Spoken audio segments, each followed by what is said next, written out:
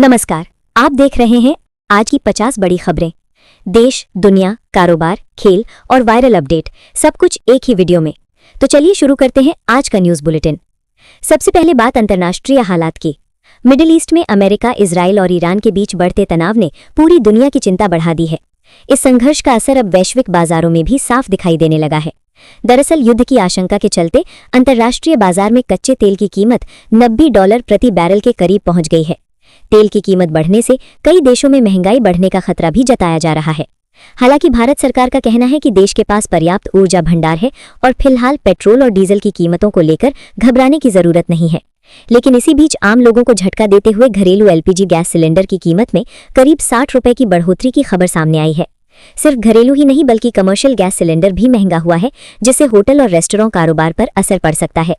उधर पेट्रोल की बात करें तो दिल्ली में इसकी कीमत करीब ₹94 प्रति लीटर के आसपास बनी हुई है, जबकि डीजल लगभग ₹87 प्रति लीटर के आसपास है। अब बात कीमती धातुओं की। वैश्विक तनाव के बीच सोने की कीमतों में बड़ा उतार चढ़ाव देखने को मिला है और ये करीब ₹1,60,000 प्रति 10 ग्राम के आसपास पहुंच गया है। सोने के साथ ही चांदी की कीमतों में भी तेज उछाल देखने को मिला है और निवेशकों का रुझान सुरक्षित निवेश की ओर बढ़ता नजर आ रहा है। वैश्विक संकट का असर शेयर बाजार पर भी दिखाई दिया है, जहां कई बाजारों में गिरावट दर्ज की गई। तेल की कीमत बढ़ने की वजह से रुपए पर भी दबाव बढ़ने की आशंका जताई जा रही है। अब रुख करते हैं खेल जगत की ओर।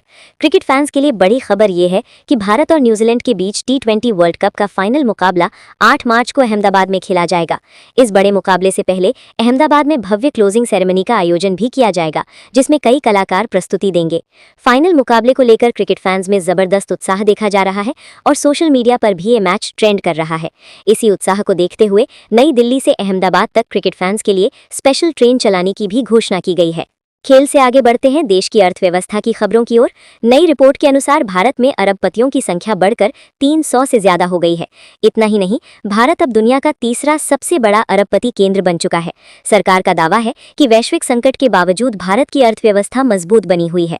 डिजिटल इंडिया मिशन के तहत डिजिटल पेमेंट में भी लगातार नए रिकॉर्ड बन रहे हैं। यूपीआई ट्रांजैक्शन में इस साल फिर बड़ा उछाल देखने को मिला है। उधर भारत में स्टार्टअप सेक्टर भी तेजी से आगे बढ़ रहा है और इसमें निवेश लगातार बढ़ता जा रहा है।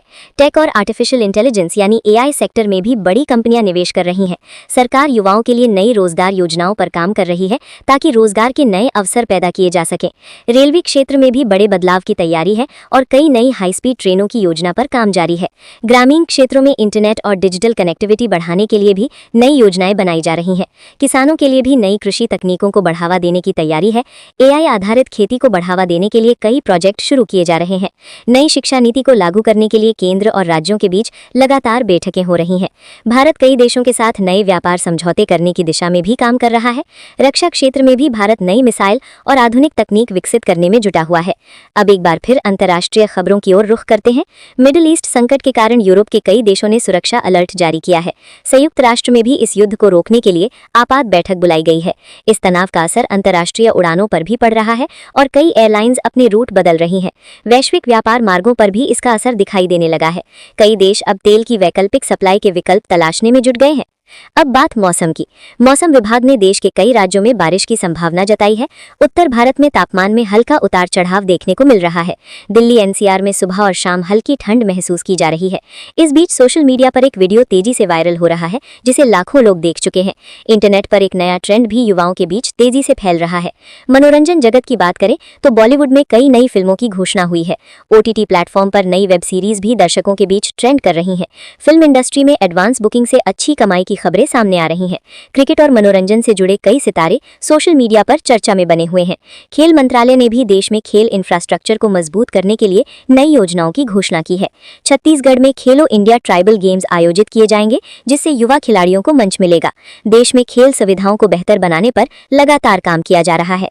डिजिटल मीडिया और ऑनलाइन कंटेंट का विस्तार भी तेजी से बढ़ रहा है। इंटरनेट और सोशल मीडिया का प्रभाव हर क्षेत्र में लगातार बढ़ता जा रहा है। और अंत में विशेषज्ञों का कहना है कि आने वाले समय में वैश्विक राजनीति और अर्थव्यवस्था में कई बड़े बदलाव देखने को मिल सकते हैं। तो ये थी आज की 50 बड़ी खबरें। अगर आपको ये न्यूज़ बुलेटिन पसंद आया हो तो वीडियो को लाइक करें, चैनल को सब्सक्राइब करें और हमारे साथ जुड़े रहें।